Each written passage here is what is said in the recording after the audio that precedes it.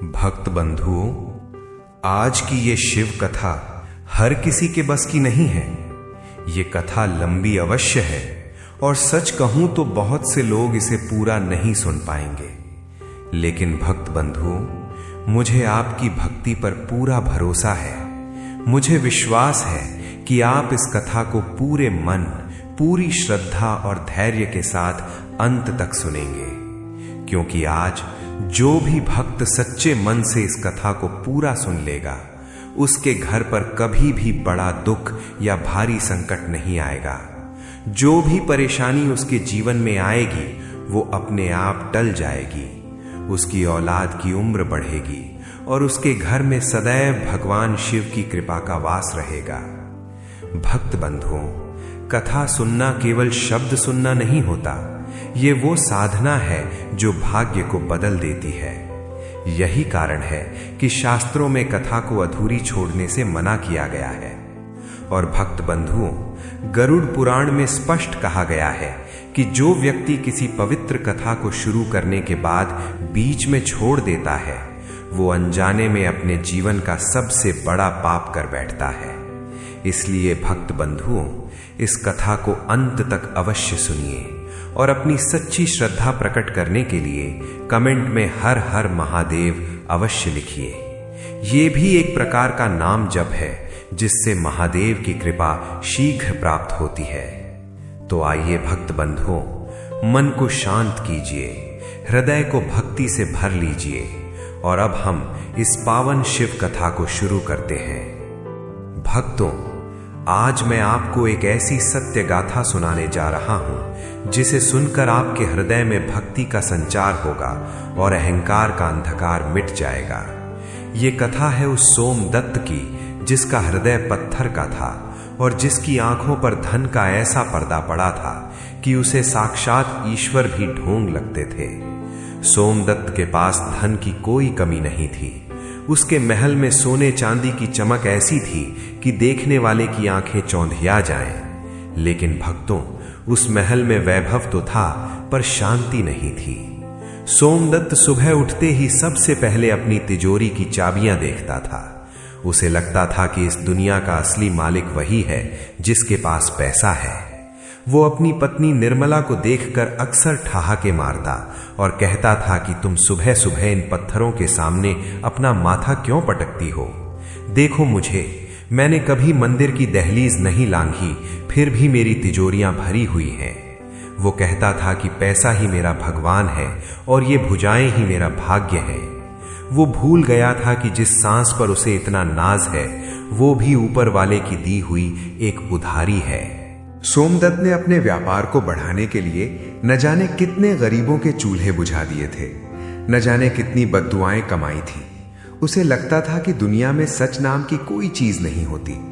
उस घर के एक कोने में उसकी पत्नी निर्मला सिसकती रहती थी, जो शिव की अनन्य भक्त थी। वो मंदिर जाती तो केवल अपने पति के पापों की माफी मांगने। वो शिवलिंग पर जल चढ़ाते समय यही कहती कि हे भोलेनाथ, मेरे सुहाग को बचा लेना, उन्हें उस पाप की आग से बाहर निकालो जिसमें वे जल रहे हैं। लेकिन सोमदत्त अक्सर निर्मला के हाथ से पूजा की थाली छीनकर फेंक देता और कहता कि इस घर में रहना है तो ये ढोन छोड़ना होगा।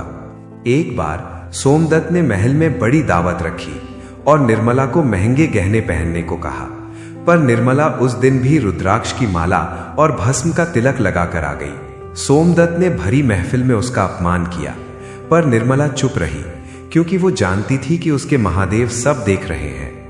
सोमदत्त उस समय हंस रहा था, पर वो नहीं देख पा रहा था कि उसकी उल्टी गिनती शुरू हो चुकी है।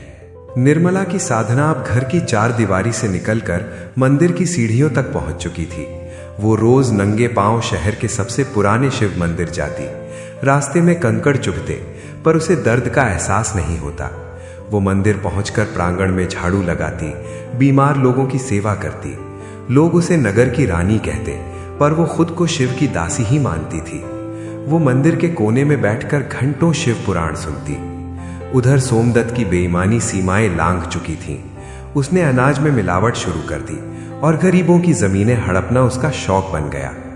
एक बार उसने गुस्से में आकर घर की शिव प्रतिमा बाहर फेंक दी और चिल्लाया कि आज से इस घर में कोई घंटी नहीं बजेगी। निर्मला ने वो प्रतिमा उठाई, उसे अपने आंचल से पोंछा और बगीचे में एक पेड़ के नीचे रख दी। उसने संकल्प लिया कि अब वो अन्न का त्याग कर देगी और जब तक सोमदत्त महादेव के सामने सिर नहीं झुकाएंगे वो केवल जल पीकर जीवित रहेगी। सोमदत्त का व्यवहार अपनी पत्नी के प्रति बहुत रूखा था। जब निर्मला मंदिर से लौटकर उसे प्रसाद देती तो वो उसे दूर हटा देता। वो कहता कि मुझे इस राख और पत्तों की जरूरत नहीं है, मुझे केवल सोने की चमक पसंद है। सोमदत्त अपने अहंकार में इतना अंधा हो चुका था कि वो भूल गया था कि जिस धन पर उसे इतना घमंड है वो कभी भी छिन सकता है। उसने व्यापार में सफलता पाने के लिए कई बार झूठ बोला, लोगों को धोखा दिया और गरीबों का हक मारा। उसे लगता था कि पैसा ही सबसे बड़ी शक्ति है और पैसे के दम पर वो किसी को भी खरीद सकता है। उसके पास महल जैसा घर था, नौकर चाकर थे, लेकिन उस घर में वो खुशी नहीं थी जो एक भक्त के घर में होती है। निर्मला अपने पति के इस व्यवहार से बहुत दुखी रहती थी, लेकिन उसने कभी पलटकर जवाब नहीं दिया। वो मंदिर में शिवलिंग के सामने बैठकर बस यही प्रार्थना करती कि हे भोलेनाथ, मेरे पति को सद्बुद्धि देना, उन्हें वो प्रकाश दिखाना जिससे वे जान सके कि असली धन क्या है। निर्मला की श्रद्धा अटूट थी। उसे विश्वास था कि एक ना एक दिन महादेव उसकी पुकार जरूर सुनेंगे। सोमदत्त के घर में जहां एक तरफ तिजोरियों के खुलने और बंद होने की आवाजें आती थीं, वहीं दूसरी तरफ निर्मला के कमरे से ओम नमः शिवाय का धीमा स्वर सुनाई देता था। ये दो अलग अलग दुनिया एक ही छत के नीचे रह रही थीं। नगर के लोग सोमदत्त की अमीरी से जलते थे और उससे डरते भी थे, क्योंकि वह बहुत शक्तिशाली था, लेकिन कोई भी उसे दिल से सम्मान नहीं देता था। सोमदत्त को इससे कोई फर्क नहीं पड़ता था। वह अपनी ऊंची हवेली की बालकनी में खड़ा होकर जब नीचे देखता तो उसे सब लोग चींटियों के समान छोटे दिखाई देते थे। उसे लगता था कि वो इस नगर का भगवान है।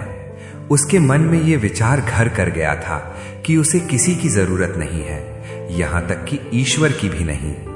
वह अक्सर कहता कि ये मंदिर और मूर्तियां केवल मन का वहम है, असली भगवान तो तिजोरी में रखा सोना है।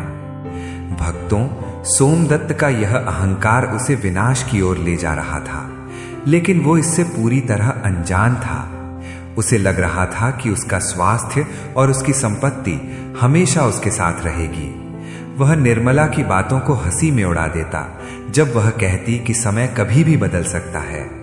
सोमदत्त के जीवन में धर्म का कोई स्थान नहीं था, लेकिन पाप का घड़ा धीरे धीरे भर रहा था।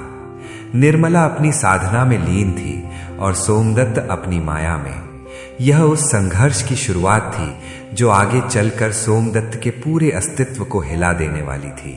भक्तों, सोमदत्त का अहंकार जहां दिन ब दिन बढ़ता जा रहा था, वहीं उसकी पत्नी निर्मला की साधना और भी गहरी और कठिन होती जा रही थी। सोमदत्त अब खुलेआम अधर्म के मार्ग पर चलने लगा था। उसने नगर के उन गरीबों को सताना शुरू कर दिया जो शिव के भक्त थे। वो अक्सर कहता कि यदि तुम्हारा महादेव सत्य है तो वो इन फटे हालों की मदद क्यों नहीं करता। देखो, ये सब मेरे आगे हाथ फैलाते हैं, महादेव के आगे नहीं। सोमदत्त की ये कड़वी बातें निर्मला के कानों में गरम तेल की तरह पड़ती थीं, पर वो कुछ नहीं कहती थी। वो बस मुस्कुरा कर रह जाती और मन ही मन कहती, स्वामी, जिस दिन महादेव की कृपा का एक कतरा भी आपको मिल गया, उस दिन आपको समझ आएगा कि असली दौलत क्या होती है। निर्मला की दिनचर्या अब और भी कठोर हो गई थी। वो सूरज निकलने से कई घंटे पहले ही जाग जाती और ठंडे जल से स्नान करके अपनी उसी मिट्टी की प्रतिमा के सामने बैठ जाती जिसे सोमदत्त ने घर से बाहर फेंक दिया था। वो बगीचे के उस कोने में बैठी रहती जहां धूप और बारिश से बचने का कोई सहारा नहीं था। सोमदत्त उसे झरोखे से देखता और उपहास उड़ाते हुए अपने नौकरों से कहता, देखो इस पगली को, महलों का सुख छोड़कर धूल में बैठी पत्थर पूज रही है। इसे क्या पता कि वैभव का आनंद क्या होता है। सोमदत्त ने निर्मला को डराने के लिए उसके कमरे की सुख सुविधाएं छीन ली, उसे फटे पुराने वस्त्र पहनने पर मजबूर किया, पर निर्मला के चेहरे का तेज घटने के बजाय और बढ़ता गया। एक बार की बात है, नगर में भयंकर अकाल पड़ा। नदियां सूख गईं और खेतों में दरारें पड़ गईं। लोग दाने दाने को तरसने लगे। सोमदत्त ने इस आपदा में भी अवसर खोज लिया। उसने अनाज का भंडारण कर लिया और उसे ऊंचे दामों पर बेचना शुरू कर दिया। निर्मला ने जब ये देखा तो उसका हृदय करुणा से भर उठा। उसने स्वामी के पैरों में गिरकर विनती की, स्वामी, ये अन्याय मत कीजिए। भूखे बच्चों की चीखें महादेव के दरबार तक पहुंचेंगी और उनका क्रोध कोई शांत नहीं कर पाएगा। भंडार खोल दीजिए स्वामी, पुण्य कमाइए। सोमदत्त ने उसे धक्का दे दिया और बोला, पुण्य से पेट नहीं भरता निर्मला। आज जिसके पास अनाज है वही इस नगर का राजा है। तेरे महादेव से कह कि वो आसमान से अन्न बरसाए। मैं अपना भंडार नहीं खोल